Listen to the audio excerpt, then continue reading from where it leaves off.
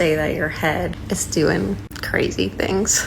Crazy in that, you know, on some level, the way that you're thinking about something, maybe even how you're talking about it, really isn't moving the needle the right way. It's kind of pulled it back a little bit, you know? Or does the needle go this way? I don't know which way the needle moves, but allow me to introduce the safest house. Here's how it works. The safest house is a visual mindfulness tool for you to use to create space between you and obsessive, negative, circular, redundant, silly willy billy thinking. Behold, you envision a house inside of you, and you start to sweep out all of the thoughts, the topics, the focuses, the inner critic, the number running, the worries, the dooming, the glooming, the screwing, whatever. You push it out of your little house until it's in the yard, and then you imagine a door. You can go and access this stuff anytime. We're not saying it doesn't exist. We're just getting rid of it now. Because, who knows? There might be something real in there for you to use. Yeah, I mean, gosh, the 19th time that you tell that story about what you're going to say to them next time you see them, but you actually won't say it to them. Sure, there might be something in there you can use. But in the meantime, let's just give you some relief. The safest house is a place for you to relax so that you can lead your emotional state. Who cares? I care because your emotional state dictates the quality of thought you have access to. Low state, not great thoughts. Better state, higher cognitive function, more creative ideas. You ain't crazy. And that's neuroscience, baby, look it up.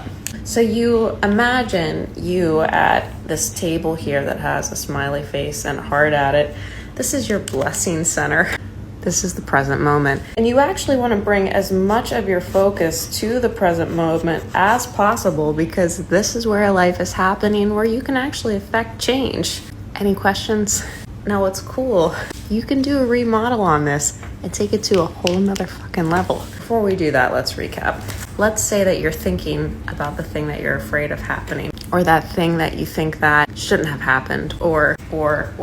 If you know it's probably not helping you, you imagine pushing it out into the yard and allow yourself to exist in this safe house, the safest house for you to take leadership of your emotional state. Now remember, there's a door here, so you ever have to access that stuff again, you can.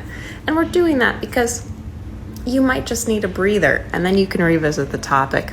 So you push it out into the yard, and then you give yourself an hour, 6 minutes, 2 breaths, 4 days, however much you think. Just practicing. Whenever you notice something kind of scribbles out, you push it out and allow your feelings to improve, because you're just sitting at your table with your blessings, relaxing.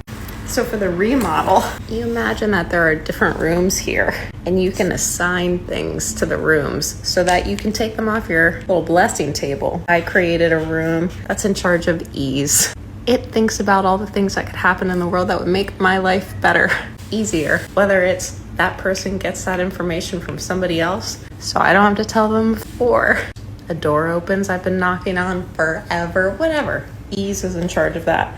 And then I have a room in charge of evolution, because if you're not growing, what are you doing? And then you might also have a room that handles turmoil, kind of like a furnace. And you allow that to be in charge of sorting heavy, hefty feelings you might have.